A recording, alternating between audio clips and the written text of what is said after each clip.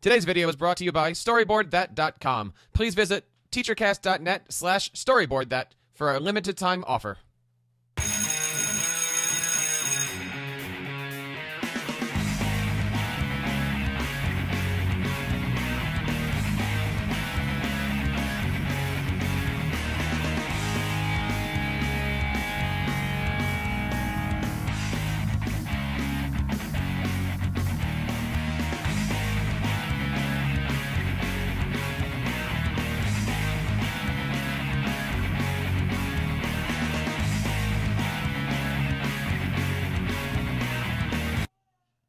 Hello, everybody, and welcome to episode 59 of the Tech Educator Podcast. My name is Jeff Bradbury, and today we are talking all about audio. We have a great panel tonight to discuss podcasting audio, classroom audio, and how you can have amazing sounding audio on your shows and in your classroom. We have a fantastic panel tonight. I want to bring on our co-host tonight, Mr. Chris Nesi. How are you today? How are things in the world of in the House of EdTech?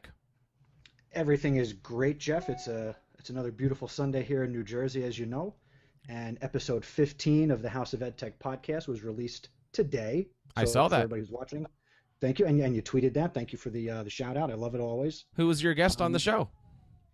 This week I had Shahar Pesis. He is the founder and CEO of Wibkey, and that's wibkey.com. So it's a fantastic interview and some great content that teachers need to go check out. Nice. Also joining us tonight is Jeff Herb. Jeff, how are you today? Doing very well, Jeff. Good to be on the show. How are you doing? Doing well. You're coming closer to that magical day. How you feeling? Yeah, I'm getting prepared and ready. We're about 2 weeks and counting, so I guess it could be any minute at this point. I'm not scaring you with the sounds of crying babies on the microphone here, am I? No, I think it's good preparation. Nice. Thank you for being here. Sam Patterson, how are things out in California? Things in California are great. I just got back from BLC in Boston. That was an amazing conference. And right after the podcast, I'm heading to Vegas for Q Rockstar Vegas. That is awesome. What are you guys going to be doing at Q Rockstar? Q Rockstar Vegas, I'm going to run 3 sessions. I've got a session on K5 programming, a session on Blogger, and then one called STEMBot 3000. That's pretty cool. Looking forward to reading your blogs over on mypaperlessclassroom.org. Good stuff over there. Yes. .com. How are those EduPuppets doing? They're doing very well. They're all packed up and ready to go. Very, very cool. We have a great guest on tonight. He is the host of several amazing podcasts. One of them is called the Audacity to Podcast. I want to bring on a very special guest, Mr. Daniel J. Lewis. Daniel, how are you today? I'm great. Thank you very much for having me. I'm excited to talk about podcasting, audio, and Audacity tonight. And you've been podcasting for a while now. You're actually an award-winning podcaster, aren't you? Yeah, my show, The Audacity to Podcast, won the award for #1 tech podcast in 2012. And I've been podcasting since 2007, taking it seriously since 2009, though. And what is the difference between podcasting and taking it seriously?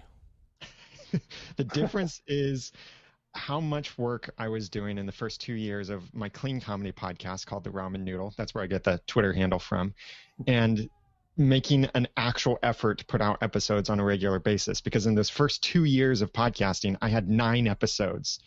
After that, now I'm on episode 180-something of that podcast, and I host 3 other podcasts myself. So it's a lot more serious now, and I enjoy it a lot more now and get so much more out of it the more I put into it. Now, I know you said that you host other podcasts, and I said this to you before the show starts. Everybody here knows you as the guy from the Audacity to Podcast, and you're also on Podcasters Roundtable. But my wife and many people out there might know you as the guy from Once Upon a Time podcast. How do you do it all? It's lots of time. Well, for one thing, I quit my job, and I'm still trying to figure out how to make money from this. No, not trying to figure out. I am making money, slowly making money. I'm not one of those rich podcasters, but this is something that I love to do. And each one of these podcasts that I host, I wouldn't do if I didn't have a passion for these things. And like the Audacity podcast is a lot about education, and also it helps my business a lot. The Clean Comedy podcast, that's pure fun. And then the Once Upon a Time podcast is kind of in the middle, where it's both some profit, some branding, some business promotion, and a lot of fun also wrapped into it, talking about this TV show we enjoy. And I'm glad that you mentioned that word a couple times, because it's difficult, even from our point of view here. You have to get a show out. You have to get show notes. You have to do the SEO. Like, all of those hard things. Podcasting is about fun, isn't it? Oh, yeah, it needs to be, because since it uses your voice, you cannot hide if you're not enjoying what you're doing. Absolutely. How did you get started with all this? It started when podcasting came out for iTunes back in 2005 with iTunes 4.9, and that was the first time I'd ever heard about podcasts.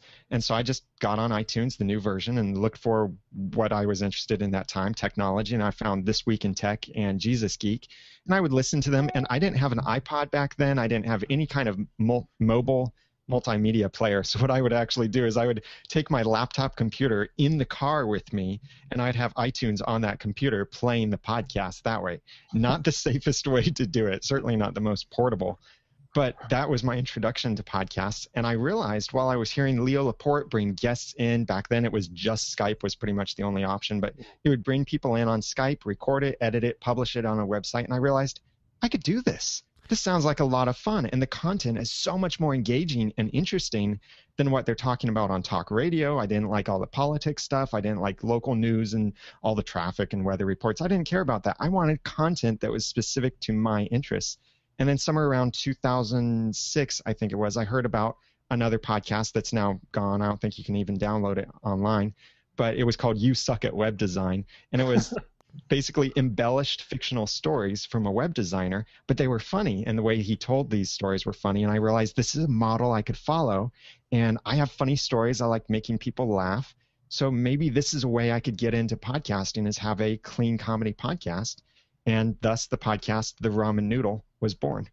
Now, in the years since you started, you said it was 2007. Has podcasting changed at all? I mean, technology advances and things like that, but has podcasting really changed?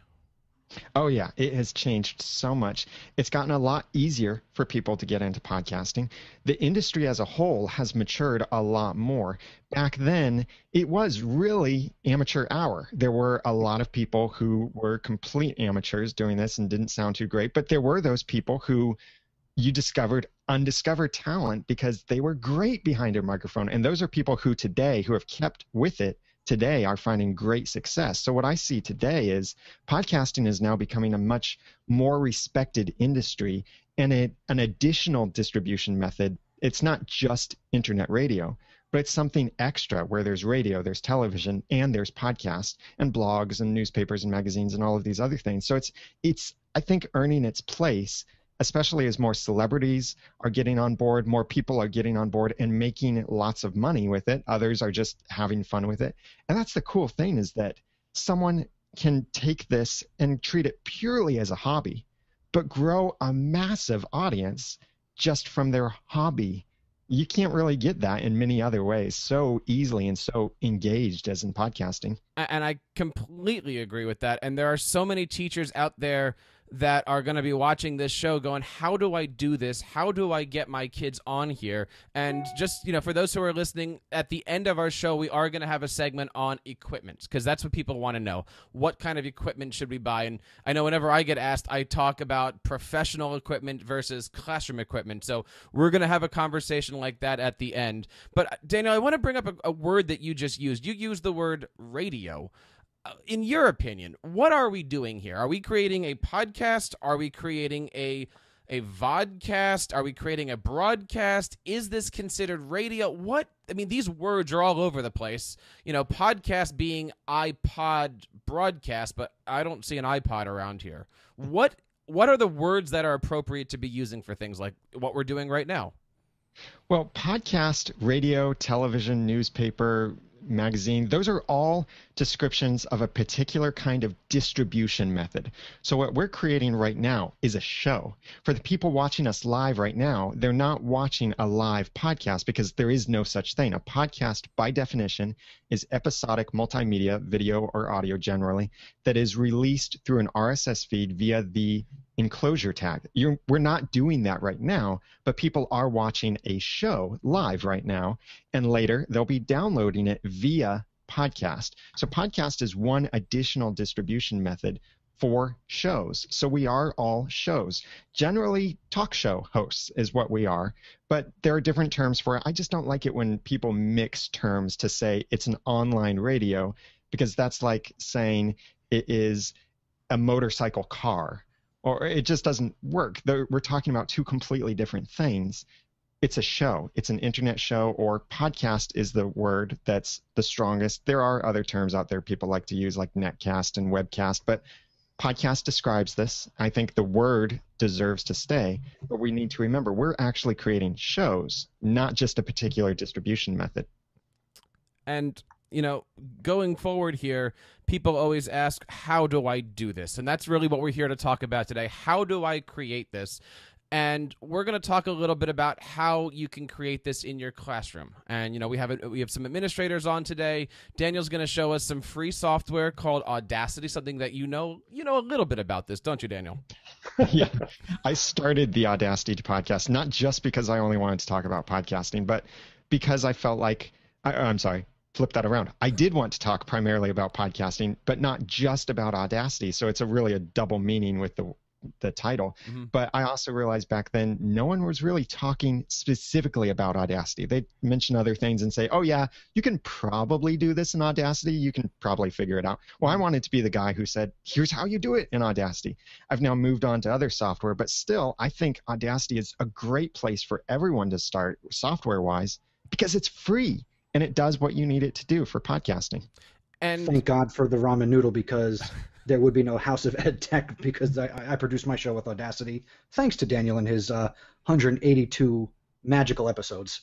Well, I mean, that's a question I have for you, Daniel, is, and I think this is something that a lot of innovative teachers probably struggle with too.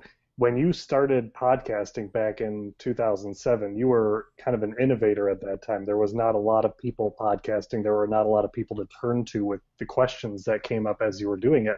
You know, now, you know, between yourself, Dave Jackson, and Cliff Ravenscraft, I've been able to figure out the pieces of my show to put it together and have it be successful. But what were the steps that you took when you first started in order to make sure that you were able to produce something that you felt comfortable releasing out to have everyone else listen to? Well, the steps before you do any kind of project, you always need to start with a plan. Know what you want to do with this, what you want to accomplish, where you generally want to take it. That doesn't mean script everything out. In fact, don't script everything out. But like when I looked at how I did the ramen noodle when I first started it, I just decided, yeah, I'll just tell funny stories when I can think up something. We'll see how this goes. It didn't go very well for 2 years. But then when I started the Audacity to podcast, I had a plan of 35 different topics I wanted to cover for the upcoming episodes. And I'm still working off a list. Some of the things I mentioned in that first list, I still haven't covered yet, because I keep adding to the list of things I want to do with the show, where I want to take it. So that gives me a direction to be consistent. So if a week rolls around and I realize it's time to record or time to prepare an episode, I can look at my list and see, oh, that's one I'm ready to talk about now, instead of trying to figure out what am I going to talk about. And you need to start then with a plan, but don't let that paralyze you by trying to make everything perfect before you start. So when you're looking at how to get started, like either in the classroom with your students, or if you are a teacher looking to start, or you're just wanting to do this as a hobby, the main things that you need, and we'll talk about some of the specifics with the equipment in a bit, but you need a microphone of some sort and a website of some sort. The most important part of your website is that it generates an RSS feed. Easiest way to do this is with your own self-hosted site powered by WordPress. That's the free version that you install on your own site. But you can also do this through Blogger, through WordPress.com, through TypePad, through any site that creates an RSS feed. So what you would do is you create that website through wherever it is that you create it. We're skipping over a lot of steps here for this, but it is pretty easy to do. And many of these places like WordPress.com and Blogger are free. So you don't have to worry. If you're not sure you want to do this long term, you don't have to worry about putting out a lot of money up front. But you create a blog, really. That's how a podcast starts, is with a blog. The only difference between a blog and a podcast is a podcast has audio files attached to each of the blog posts. So you have a blog post, have your title of your episode, maybe a couple show notes, some links, images, a paragraph describing what you talk about. You record your episode, edit it together, upload an MP3 file to somewhere. If you're just starting out and you need something for free or you want to work with your students, then archive.org is a great place to be able to host your media. It doesn't cost anything. You can host it there for eternity practically. And then you paste a link to that in a blog post. Your blogging software, WordPress.com, Blogger, whatever it is you use, will give you an RSS feed. Take that, put it into Feedburner, and this is the one and only case where I recommend Feedburner. And then you turn on a SmartCast feature in Feedburner. And what that does is SmartCast will take a regular RSS feed from Blogger, WordPress.com, or even WordPress.org sites where you're hosting on your own hosting like Bluehost or HostGator. But the SmartCast feature in Feedburner will turn that regular RSS feed into a podcast RSS feed with the information that iTunes and other podcast directories need. So then you have a new RSS feed address. That's what you submit to iTunes. And the RSS is how subscribers get your information. RSS stands for Rich Site Summary, or it's commonly referred to as really simple syndication. It's a way that you just publish on your website. The RSS feed is automatically updated, and all of your subscribers automatically receive the newest episode. So everything comes back to that RSS, and there are more steps in the process, but that's the basic overview of how you get started, and you can do it for free or almost free. Daniel, I have a question for you. I have somebody who recently asked about starting a podcast using WordPress.com. Now, we're all WordPress.org people. We know about the Blueberry PowerPress plugin. Is there something like that on the .com site for hosting audio? Not quite. And just so we're clear here, the difference between .com and .org, what we're talking about is WordPress.org is where you install it on your own website, like HostGator, Bluehost, DreamHost, something like that. .com is where they are hosting it. So because they are hosting it, you get a limited capabilities as far as what you can do on your website. You can install plugins and extensions, the stuff you need. What you do get is if you link to an audio file in a blog post with a WordPress.com website, it will put in a little audio player in that blog post. That's nice, but it's not actually making a podcast RSS feed for you. So that's where Feedburner comes in. Feedburner takes your regular RSS feed that has a media file just mentioned in the blog post, a direct link to it, and Feedburner's SmartCast feature takes that link, turns it into an enclosure, and then that's what feeds it out. So as of right now, WordPress.com doesn't have podcasting features built in, but I wouldn't be surprised if that comes in the next, I'd say, year or two. Think it's going to be that long? It's not going to be one of those 4.0 things coming up? I don't know, because WordPress.org, the software you install, is the one that really goes through the versions, and that's like 4.0 is that. And I don't think podcasting is something they'll really put into that, but I wouldn't be surprised if podcasting is something that they put into .com and maybe eventually makes its way through the self-hosted version .org via maybe the Jetpack plugin, because they're putting a lot of .com kind of functionality into Jetpack. So, and they know many podcasters start out on WordPress.com, so I wouldn't be surprised if they make that move within the next year. Nice. So before Sam starts his new podcast called the Garage Band to Podcast, we're going to talk a little bit about the free version on the Windows called Audacity. Give us a little bit of a tour. Could you do a little screencast for us there, Daniel? Yeah, Audacity, so you understand, Audacity is free audio editing software, and it's available on OS X, that's for Mac computers, on Windows, and on Linux. Completely free. You can get it at audacity.sourceforge.net, or if you just search Audacity, it's probably the first thing to come up. And it's audio editing software, and it's a blank canvas when you first start it, like I did here. But the main things that you need to know is that working with audio is kind of like working with text, a word processor. If you've ever edited a document or an email, if you've ever cut, copied, or pasted anything, then you have the skills it takes to edit a podcast. So I'll just give you a quick run through here on how the basics of this works. So I'll start by recording a short sequence. 1, 2, 3. Now, I have my 3 numbers here, but I also have this cough in. So what I'm looking at is a visual representation of audio. In general, the thicker the line is, the louder the audio is, the thinner it is, the quieter it is. In general, it's not completely like that.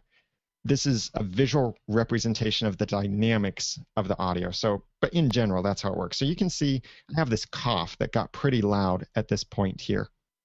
And the way this works, if I want to do my editing, is I just click and drag across something I want to edit. And with this example, I had the cough in here. So all I want to do is delete that. So I wonder if there's a button on my keyboard that's, oh yeah, there it is, delete. Or it might be backspace on your keyboard. So I just deleted that.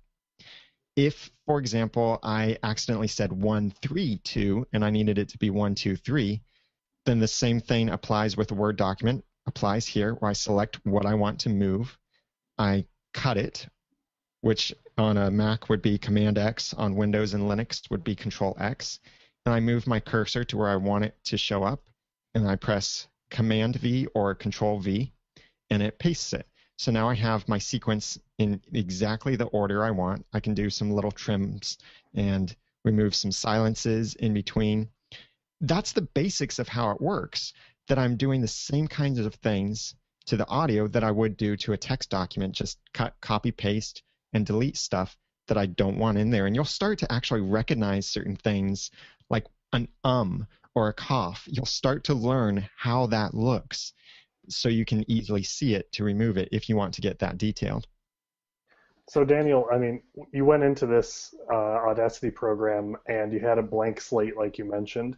Is there anything that you need to configure prior to actually recording that, you know, a teacher or a student would need to have prepped beforehand so that it's not an epic failure when they sit down with their students to try and do this? Well, of course, you need Audacity installed on your computer. Sure. And for the sake of ease and convenience, I recommend that you also go to the Audacity website and download and install the lame MP3 encoder. It's not that it's horrible. It's just called lame. That's LAME. It's all caps. So make sure that you install that. That'll give you the ability to make MP3s. But what you need to do then, once you're ready to record, is make sure you have a microphone on your computer. Some computers, like desktop computers, don't have a microphone at all. Laptop computers usually have something built in. The most important thing with any kind of microphone, even if it's a super cheap microphone that came free with your computer or it's built in, is get close to that microphone. The farther you are away from the microphone, the more room noise and echo it will pick up. It's just like the difference between when you're talking to someone on the phone and they're holding the phone to their head versus when they're on speakerphone. It's always much harder to hear them when they're on speakerphone. So get closer to your microphone and talk into the microphone, talk kind of across it. But in Audacity, what you need to do is you need to choose what device will be used to record and how many channels it will be recording. For voice, you only need one channel, so it would be mono. In Audacity, the newest versions, you'll have a toolbar that's dedicated to this, and it has something where it might say core audio or direct sound or something else. It has a speaker icon, microphone icon, and a couple drop-down menus. The main things you need to set are the speaker is where the sound comes out of your computer if you want to hear your audio played back after you record it. But the microphone icon is the most important one. That's where you're choosing which microphone you're going to use as your recording device. So if you plug in like a USB microphone, then you need to make sure that Audacity is set to use that USB microphone. Like I've got several options here for a couple of different USB devices and some software devices. So I would want to select the one that applies to what I'm using. The microphone I'm talking through right now happens to be plugged into the built-in input on my computer. So I have that option selected. And then for your channels, you might have mono or stereo as options. All you need for voice is mono because you're not recording left and right. You don't need that kind of dynamic in a podcast. So just set that up to mono and try a test record. Press the record button, make sure that you see your voice coming in like I can see mine here. And you need to make sure that it's a somewhat thick line like this. If it's extremely thin, then you know it's not picking up very much volume. Maybe you need to talk a little bit louder. Maybe you need to get a little closer to the microphone. Or up here you have two volume sliders. One is a slider for the speakers. The other is a slider for the microphone. I suggest you put that slider at somewhere around 80% for the microphone. You might need to increase that if you're too quiet, or decrease it if you're too loud. One of the things that you can do to know if your recording is coming in too loud is go to the View menu and enable the option that's Show Clipping.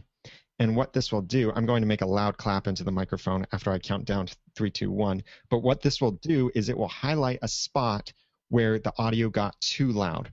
So let's see if I can even do this. 3, 2, 1. Yeah, so you see that little red spike there. Now that was a very short sound, but if I'm way too loud in my microphone, that red spot would be a lot bigger.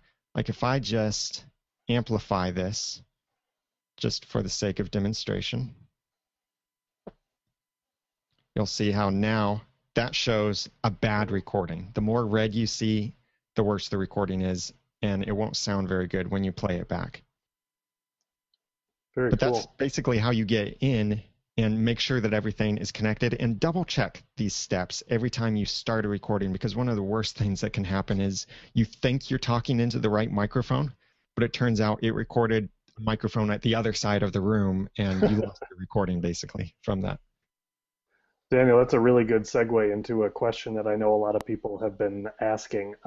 One of the ways in which teachers are getting students to record are literally bringing in a cart full of laptops and using something like Audacity in order to record students podcasting, recording their conversations. But inevitably that leaves us with 20 or so students recording what's going on in one classroom, which is total mayhem in terms of a recording. Do you have any suggestions or tips that would kind of eliminate some of that just background noise and isolate a little bit more into one computer recording just maybe one or two students talking? Yeah, as much as possible, try and separate yourself physically, distance-wise, separate yourself from whatever other thing is generating the noise. It could be a fellow classmate, it could be an air conditioner or a fan or something like that that's generating a lot of noise. Try to move yourself away from that and closer to the microphone. Like I'll do a little example here. Right now I'm about a hand width away from the microphone. That's about 4 to 6 inches. That's a good distance in general. But what I'm going to do is I'll move my microphone away from my face, and for you to be able to still hear me, I have to turn up the gain, and you're going to hear the consequence of this. So as I move this away, and now I'm much farther from the microphone, but you can probably hear a lot more noise in the background. My voice sounds a lot worse, and if I start snapping around, that's going to make it into the recording a lot more than if I was closer. So the idea is the closer you get to the microphone, and not like right on it, eating the microphone. You don't want to be too close, because that's where pops and stuff like that make it into your recording. And I have fancy equipment here, but you can avoid some of this just simply by talking past the microphone, not directly into it. But the more you try to distance yourself from the noisemakers and get closer to your microphone, then that means you can turn down your recording volume, your input volume, and it's picking up less noise around you. Like think of a bubble. The higher you set your recording input volume, the bigger that bubble is, so the more noise is included inside of that bubble. But if you have the volume lower and you're closer into the microphone, then that's where the microphone will pick up a smaller amount. Best thing is, though, to eliminate background noise is eliminate it before it gets into the microphone. There are some things you can do in your recording, but that can also distort your recording a little bit. Excellent. And so is that more equipment-based, would you say? I mean, granted, we don't have the budgets in the schools to go out and buy the Heil PR40s there. But at the same time, I'm sure that there's equipment that you would recommend. And I know this is probably getting into more of an equipment discussion that Jeff was talking about earlier. But are there pieces of equipment that you would recommend better than perhaps just, that $5 or $20 microphone, or the microphone that's built into just the laptop itself? Yeah, if you're talking about working with students, then the idea here is you need a lot of microphones and it needs to be cheap. If every student needs their own microphone, Now, one thing that you could do in a classroom is maybe you could alternate it. So not every student is recording at the same time, but maybe you have each person who's recording is 3 chairs away from the next person who's recording. So that's a technique you can use regardless of what microphone you have. So if you're working with students and they're not looking to make a high quality professional presentation, then really any microphone can work. The best thing to work with would be something where it does take the microphone away from the computer, so not a built-in microphone, but you can get those little cheap stick microphones for $5, $10. You can find them in garage sales. People sometimes just throwing them away. And that can work. My first few episodes of the Ramen Noodle were actually recorded on that. The main thing to get good quality out of a cheap microphone is your technique. Get close to the microphone and talk past the microphone, not directly into it, because if you're talking directly into it, that's where it picks up all of your sounds, the plosives. So technique can really make up for a bad microphone. That's what you can do with your students. If you're the teacher and you want to create a podcast, or someone else who wants something a little bit higher quality, then a great place to start would be the Audio-Technica ATR 2100 USB microphone or the Audio-Technica AT2005 microphone. These are both essentially the same microphones. Just pick whichever one is cheaper at that time. Right now, it's the 2005 instead of the 2100. But both of these microphones have USB plugs, so you can plug them directly into your Windows, Linux, or OS X computer, and they work really well for that, and they sound really well too. They even come with a little stand, and if you ever get to the point where you need to upgrade to professional audio equipment like a mixer and such, you can keep the microphone. That's a disadvantage with the popular microphones out there like headsets or blue snowball microphones or anything like that, is you pretty much have to throw them away if you ever upgrade to professional equipment.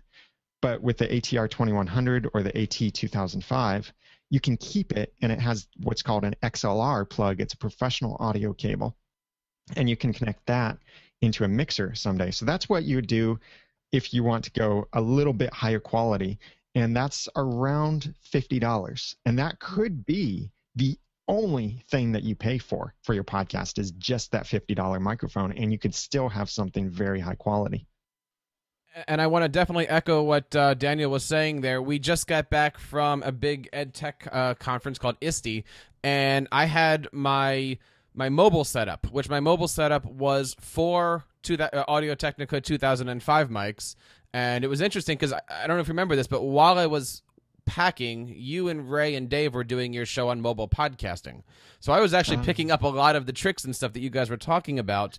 But what I did was I took the 2005 and I got a converter, which was able to go from XLR into a headphone jack, and I plugged that right into my iPad. And I was actually running around the vendor floor with my iPad and my AT 2005 mic, and that worked out perfectly. The other thing that you can get with an iPad or some other tablets, even your iPhone, is it's sometimes called a camera connection kit, but it's a USB adapter for your smart mobile device. Like Apple makes these for the iOS devices, but you can actually plug in the microphone via USB into these devices too. So that can be even another option for recording your podcast. If you're in the classroom, you're somewhere else, you can work with tablets or with iPod Touches or with iOS or Android devices. Is there a quality difference? I mean, I've seen a lot of schools go with the snowballs, and maybe they've put it in the ceiling so it kind of hangs down. That way they get that 360 of just being able to record a classroom. I mean, they're not looking to podcast. They're just looking to audio record. Is there a quality that we should be worrying about? Yeah, the main thing, and I know that we're working with students, and students could mean kids or adults, but the main thing is make sure whatever's being said can be clearly heard, even if it's video, especially if it's video. Audio is always the most important thing because we're communicating with our voices. So if you're in a classroom and you need to get the interaction of the students while you're teaching and you're turning that into a podcast, then a trick that you could do, depending on your equipment, but if you have the ability to record in stereo and put one audio input on the left side and one on the right side, that gives you a split. So you could have the teacher's microphone be on the left and the classroom microphone be on the right, don't publish it that way, because that'll drive people absolutely crazy trying to listen with both ears that way, because some people will only listen with one earpiece in. So you want to make sure that everything is flattened to mono. But what it gives you is control, where what you could have is, as long as you as the teacher are speaking, only your channel is playing. The other channel is completely muted. So that way you're not picking up chairs moving around or coughs or just the hum of the room. And then when a student asks a question or answers something, says something, and the microphone picks it up, then you can mute your track and raise the volume of that track. It's just like, it starts to sound complicated, but it's just like if you're adjusting the radio while you're in the car, if you still listen to the radio, then you're adjusting the volume level depending on how much you want to hear something or how loud something else is going on. Like if the person next to you in the car starts talking, you turn down the radio. You're pretty much doing that same thing with Audacity or other software, where you're turning up one volume, turning down another. That way you can hear the thing that's most important more prominently.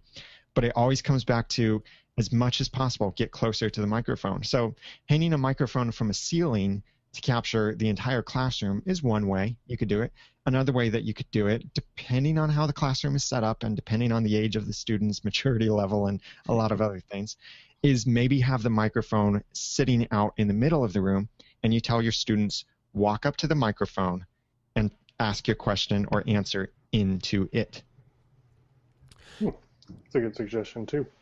Daniel, could you talk a little bit about, and maybe show us here on Audacity, some of the exporting features? Because a lot of people can go in and hit the record button, but there's so many different things to talk about when it comes to exporting. I mean, there's bitrate, there's MP3 versus WAV versus...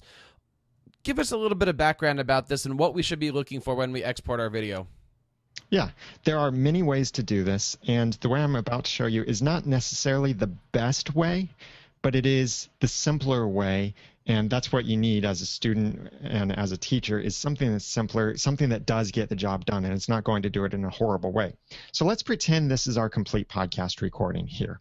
We need to export this. So first thing is, whenever you start editing, always save your project. Save early, save often. Even Jesus saves. So always make sure that you save. Then go to the File menu and choose Export. We're going to turn this audio project into an audio file that you can then distribute on the internet. Now, when you've installed the lame MP3 encoder, you'll have the option to be able to set MP3 as your format inside of Audacity. I don't think I have, oh yeah, I do have it on here. So what I've set in here is, you'll probably start by seeing something like this. Your format is set to uncompressed files, or it might be something else. Change that to MP3 and type in the name of your episode or however you want, and press the options button. This can seem overwhelming here, the options that you get with all of your different things here, but you don't have to understand completely what's going on. Just remember these numbers and this information is, you want to be constant bitrate, 64 kilobits per second, and joint stereo. What this is going to end up doing is it will give us an audio file that is basically mono, but will be at a reasonable audio quality. If you listen to it and it sounds like when you saved the MP3 it didn't work quite so well, then you might want to double the 64 kilobits per second to 128. In fact, this is pretty much a good standard here in joint stereo. So constant bitrate mode, 128 kilobits per second, and joint stereo. Then when you save that, you get an MP3 file. This will ask you for any specific tags that you want, but we don't need to enter these right now. Now this is saying that I don't have lame installed on my computer, but that's okay. That's why you'd want to install it on yours. So when you export this, then you have an MP3 file that you can bring into iTunes, add what are called tags, or edit the information where you're saying what's the name of the episode, the artist, the name of the podcast would be the album. You can drag a picture onto it. And then that MP3 file is what you upload to archive.org or whatever your media host is, where you're hosting just your multimedia files. Easy.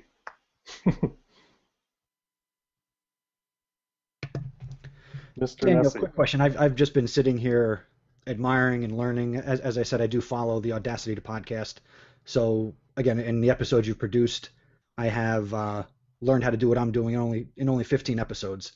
But as a teacher, what would you recommend for?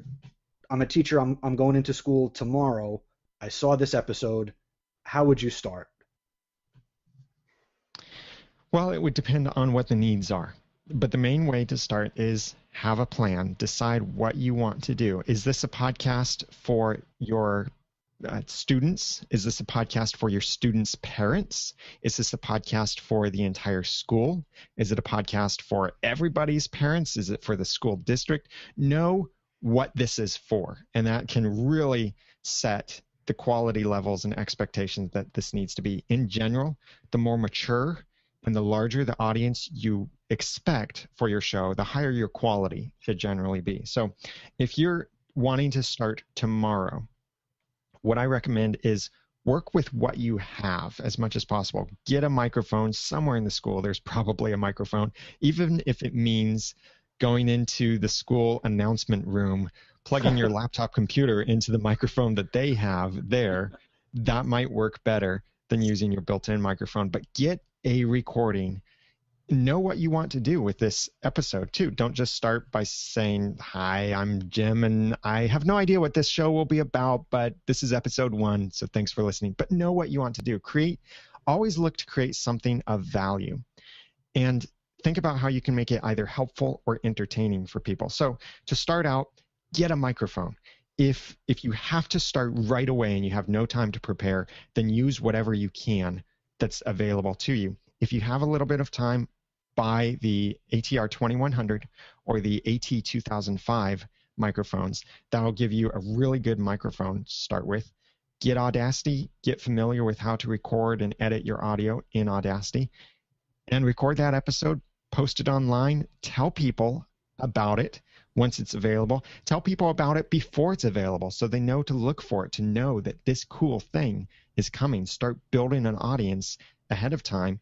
Even if it's just for your students, you can start telling your students, hey, everybody, make sure that you have a podcast app on your phone, on your iPod, on whatever device that you use. Make sure you have some way to download podcasts, because in 1 week, in 2 days, and whatever the time is, I'm going to have this podcast and you'll really want to listen to it, and I'll need you to listen to it for such and such reason. So start educating people on getting the podcast even before it's available.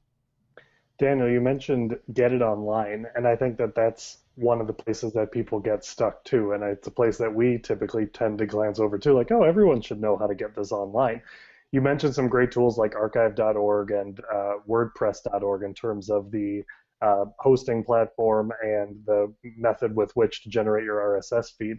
What is the Daniel J. Lewis method that you would suggest to someone who has virtually no budget but would like to get, let's call it just a standard weekly podcast out to the web?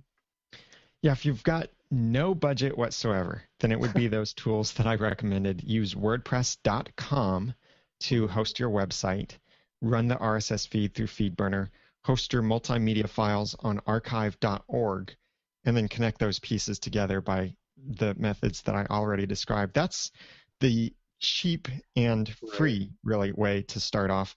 The way I'd recommend, if you've got a little bit more money to spend, is get your own website and a domain through a company like Bluehost or HostGator, or use whatever affiliate link, if TeacherCast has any, use whatever hosting program that they recommend, because it probably supports WordPress. WordPress is so ubiquitous these days that almost everybody can run WordPress on their own site.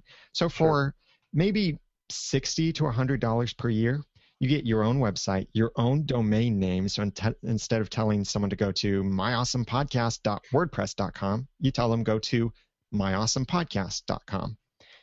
And you could maybe slip under the radar hosting your MP3 files with them, or still host your MP3 files with archive.org.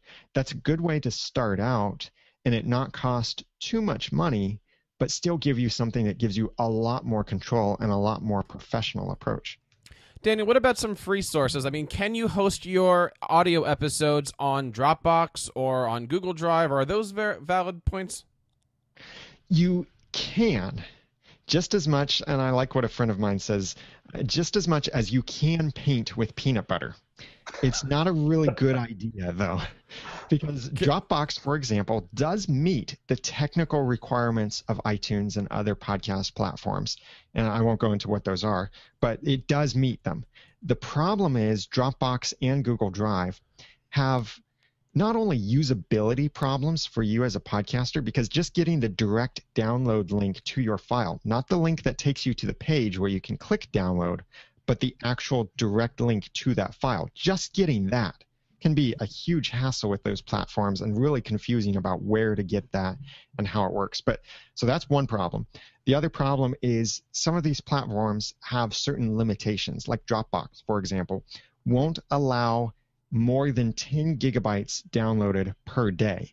Now, 10 gigabytes sounds like a lot, but let's break that down. Let's say you have an audio podcast episode that is, we'll say 50 megabytes in size. So 50 megabytes, and we'll work with simple numbers here, not the true megabytes where it's 1024 and all of that, but we'll say 50 megabytes is your audio, and you get 1,000 or 10,000 megabytes of bandwidth per day for Dropbox. So that means for one episode, it can only be downloaded no more than 200 times in one day. That's one episode. Imagine you have 5 episodes available. That means you can't get any more than 200 downloads per day. As soon as you hit that limit, Dropbox will lock your account. No one else can download it. And if you keep hitting this limit, or they see that you're kind of abusing what Dropbox and Google Drive are intended for, then they could shut down your account and forbid you from using it completely. So it is something that can work, but it's really not a good idea. If you want to use something free, if you have to make it free, use archive.org. It will be slow. The downloads from archive.org are slower than through a dedicated media host like Libsyn, Libsyn, or Blueberry without the E's. Either of those are dedicated media hosts, and they're really fast. Archive.org is slow, but it can work, and it works a lot better than Dropbox, Google Drive, and some of these other places that aren't that reputable. Let's just go back and hit a couple things. You're saying the word download. Are you physically saying downloading the show, or does a download mean, like, for instance, the Apple podcasting app can stream a show but not necessarily physically download the media into your iPhone? Yeah, great question. It is everything. If you are getting the information from the internet, you are essentially downloading it. It doesn't matter if you stream it where you're getting a range of bytes at a time, like 10% at a time or 1%, anything like that. You are downloading it in that case. If you download the whole file at one time, you're still downloading it. If you have a link to the podcast episode and people can go to your website and press a play button to listen to it, that is also a download. It's transferring the information from wherever that file is hosted to whoever it is that wants it. So anything like that can count as a download, and depending on how the person is downloading it, there might be ways that it's calculated more than once and it uses more bandwidth and such, and bandwidth is how much basically you can put out there. So a download is pretty much any time anyone requests to listen to that audio file. Guys, we're running out of time here. We have a lot of questions going on here. I don't know how to end on this. Daniel, we obviously would love to have you come back on and share some more stuff. Guys, let's just do one last round of questions here before we have to wrap things up here. Sure. I can start just because it kind of leads in from what we were just talking about. So Daniel, if you did have, that $100, $150 a year or whatever it may be, does it make sense to work with something like a Bluehost where you can get a hosting plan for $3 to $4 a month, and then also couple that with something like Libsyn, which is $5 a month, and you get that $50 or 50 megabyte upload per month, and you're able to kind of build your shows upon that and have that kind of, more of a back-ended support from Libsyn than you would from archive.org, or the risk of losing your account with Dropbox or Google Drive. Do you see that as being a good way to utilize that $150 using something like a Bluehost and a Libsyn? Yeah, that gives you the most control. It's the most professional approach to this and the most sure way that you're not going to violate any plans or any limits or anything like that. And that is where you run your website through Bluehost, HostGator, something like that. That is your website. You have WordPress installed on it. And then you are hosting just your media files somewhere else, because if you host them at the same place you host your website, it could slow down your website. You might run into bandwidth limits. You might get kicked off, anything like that. And Libsyn, Libsyn, is one place to host your media files, and that's what they are designed to do, just host your media files.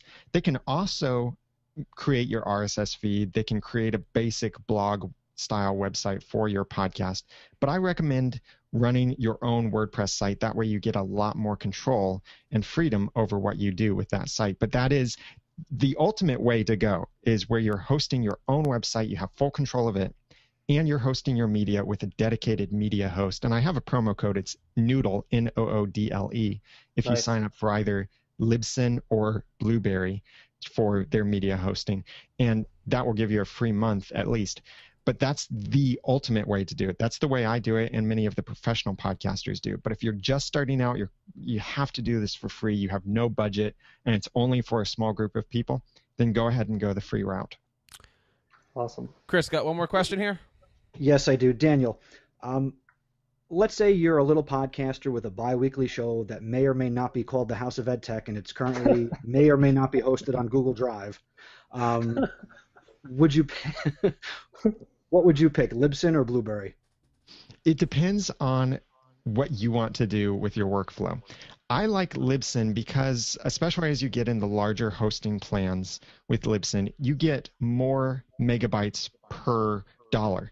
And the way it works is that you pay for a certain amount, and that's the monthly maximum you can upload per month. So if it says 50 megabytes, that's not your total lifetime limit. That's just for this calendar month. You can't upload any more than 50 megabytes.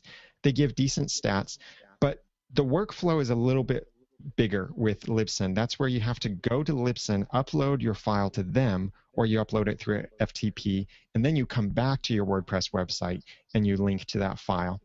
If you use Blueberry, then you get great stats right from their lowest plan. The lowest Libsyn plan doesn't include any stats whatsoever. It costs an extra couple dollars for that. So you're talking $7 a month minimum there. If you go to Blueberry, you're at $10 per month. You get 100 megabytes, and you get great stats. And the cool thing with Blueberry is if you're using the PowerPress plugin, and we're talking about your own self-hosted site with like Bluehost or something, you use the PowerPress plugin for WordPress, which is a free plugin to make podcasting possible with WordPress. Blueberry PowerPress integrates with Blueberry Media Hosting and Blueberry Stats. So it would give you the ability to upload your media, tag your MP3 files with ID3 tags, and that's a separate technical issue, but just know this. You would be able to tag your ID3 tags and manage your media hosting and your RSS feed and your show notes and everything about your podcast from just your WordPress site. Even your stats you would be able to see on your WordPress site. So Blueberry keeps everything inside of WordPress and makes it much easier. Libsyn gets it outside of WordPress. It's a little more flexible, and it's a little less expensive. And the same promo code, Noodle, works on either of those services. We'll certainly make sure that we have that promo code in our show notes over at the new techeducatorpodcast.com. Please make sure you check it out. I'm hearing an echo, guys. I'm not sure where that's coming from. But anyway, why are we suddenly getting an echo? Is this your Lou Gehrig tribute? Right. Not sure. Quick question before we wrap up, Jeff. Daniel, what do you know about iPadio? One of our listeners that's listening right now live on the chat is asking us about iPadio. Have you heard about that at all? iPadio, is that with a D or with a T? With a D as in dog, or Daniel. But essentially, it looks like you're able to use a cell phone call and stream it live to the web as almost like a quick way of recording and then broadcasting. Have you heard about that at all? I don't recommend anything that uses a phone call. Like Blog Talk Radio is very popular for this, and it sounds like iPadio works the same way. Because the thing is, if you're using a phone call, then it's instantly lowering your quality a lot. And people can tolerate the quality of a phone call when they're making a phone call. That's pretty much it. People are learning to become audio snobs, and not just the sake of the quality of the audio, but how well can they hear you and understand you?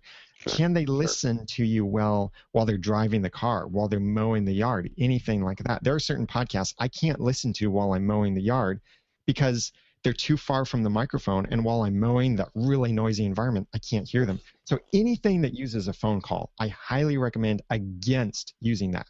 You can use it as an additional place to distribute your media or use certain features like live call-ins, but I don't recommend it as your primary distribution or especially as your way of recording your episodes. You can use your smartphone, like just use the audio memo app or some voice recorder on it, but don't use a phone call service to record your podcast. Well, Daniel, we certainly appreciate you saying that on today's show. Where can we get a hold of you, and where can we learn more about the great stuff that's happening on the Noodle Network? Yeah, I run my own podcast about how to launch or improve your own podcast over at theaudacitytopodcast.com. I talk primarily about podcasting, but also have a lot of content over there about how to use Audacity. And I have products and services, consulting services, products for podcasters and such to help you podcast. So that's all at theaudacitytopodcast.com. And you can reach out to me on Twitter at @TheRamenNoodle. Besides that, if you want to contact me directly, then my contact information is there on the website, theaudacitytopodcast.com, as well as the links to all of the other podcasts that I host and other stuff that's on Noodle Mix Network. Just across the top bar of the website, you'll see the list of the other podcast categories. And Daniel, I'm going to put you on the spot here. You run a show called the Once Upon a Time podcast, and there's a lot of stuff coming out about Frozen characters coming out, and I even understand that the Magic Mirror is coming back. What are you looking forward to in season 4 here? Well, boy, the writers really have set themselves up for a lot of expectations here because people have fallen in love with Elsa and with Frozen, and some people just need to let it go, if you know what I mean. And so did the writers fall in love with her, and that's why they decided to include her. So we expect to see, definitely, we're going to see Elsa in the 3rd season. Spoiler, by the way, if you haven't caught up. I'm sorry, in the 4th season. But what I really want to see is I want to see them pull the famous quotes from the movie and use them in this. Like we have to hear someone say, "Let it go," or "Don't hold it back anymore." "Love is an open door." Anything like that. We need to hear them do that. It would be awesome, and this would be a good opportunity for them to do it even. It would be awesome if they do one musical episode. A lot of the cast can sing, and they have great singing talents and bands and stuff. But that's why I'm hoping for like the fun side. On the more plot-driven side, because it's a very interesting show and lots to theorize about, I want to see them have a plan for and bring us toward wrapping this up in an amazing way. Not just like the villain of the month or the villain of the season, but really giving us this overall story arc. They've said they know how they're going to end this. I want to know when that is so that they can make their complete story arc. I expect 5, maybe 6 seasons. Certainly looking forward to it. Robin is the mother. What was that? I hope that doesn't mean that Robin is the mother come the end of this show, too. we certainly look forward to all those shows coming out. Daniel, thank you so much. Please consider it an open invite to come on, and we would love to talk more about Audacity, and we'd love to talk more about podcasting. We have a lot of great people here watching on the show, and we get stuff over at feedback@teachercast.net every week about how to do things and how it runs. So, Daniel, thank you so much for coming on the show today. You're welcome. I had fun. Guys, I want to wrap up now. For those of you out there watching live, we've got something interesting going to be happening. Today is the beginning of what we're going to call the TeacherCast Trifecta. We just got done having our Tech Educator podcast, and next we're going to have a great new podcast from Mr. Brad Gustafson, who you might know, who was a guest on the Principal Cast podcast. He's got a new show debuting here tonight in a few moments here. And then, of course, very shortly at 8:15, we're going to be having the Principal Cast come on with Spike and Teresa and Jessica. So for everybody here on the Tech Educator podcast, check out our brand new website. We're still in the middle of working on it, but check it out over at teachercast.net. We have some great things going on there. On behalf of everybody here on the TeacherCast Broadcasting Network, my name is Jeff Bradbury. Thank you so much. Have a great week and enjoy the rest of the summer, folks. Bye-bye.